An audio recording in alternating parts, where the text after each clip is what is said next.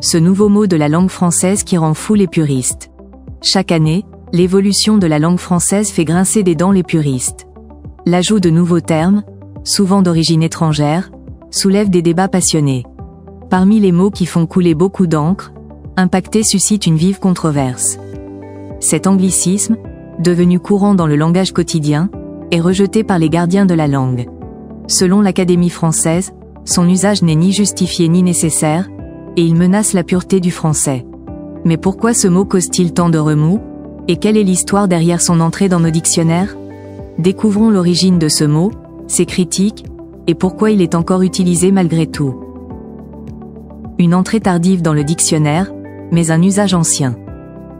Bien que l'usage du verbe impacter soit aujourd'hui courant, il ne fait son entrée dans le dictionnaire qu'en 1992.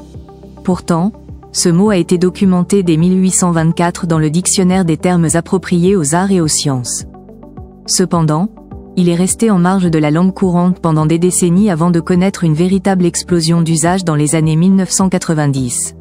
Cette période coïncide avec l'essor de la publicité de masse et l'influence grandissante des anglicismes dans la communication, comme l'explique Baptiste Verly, professeur de linguistique anglaise. La publicité, un domaine particulièrement friand d'emprunt à l'anglais, a joué un rôle crucial dans la diffusion de ce mot. Ce n'est qu'ensuite que impacter s'est fait une place dans d'autres sphères, notamment politiques et technocratiques. Pourtant, l'Académie française n'a jamais validé cet usage et continue de prôner l'emploi de termes comme affecter ou avoir une incidence. L'Académie française contre-attaque. Malgré son usage répandu, l'Académie française reste fermement opposée à l'intégration du mot impacter dans la langue française. L'institution critique l'usage de ce terme, le qualifiant de faute de goût linguistique. Selon l'Académie, impacter ne devrait pas être utilisé pour exprimer l'idée d'une conséquence ou d'un effet. Baptiste Verly souligne cette réticence. L'Académie vise à préserver la pureté et la stabilité de la langue, d'où sa réticence à accepter des emprunts étrangers. Les puristes, en écho à cette position, rejettent fermement impacter, au profit d'équivalents plus traditionnels, même si ces derniers n'ont pas toujours la même portée expressive. Pourquoi impacter, précise-t-il malgré les critiques?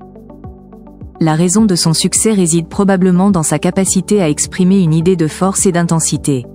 Baptiste Verly, bien que partisan des alternatives françaises, reconnaît lui-même que cet anglicisme a une force que n'ont pas ses équivalents français. De plus, dans certains secteurs, notamment le domaine médical, l'emploi du mot impacter est reconnu comme correct. Il désigne alors l'action de solidariser deux organes ou un organe avec un matériel, bien loin de son usage courant. Cette acceptation dans un domaine spécifique pourrait expliquer pourquoi ce terme a réussi à s'imposer dans d'autres sphères, malgré les efforts de l'Académie française pour freiner son adoption.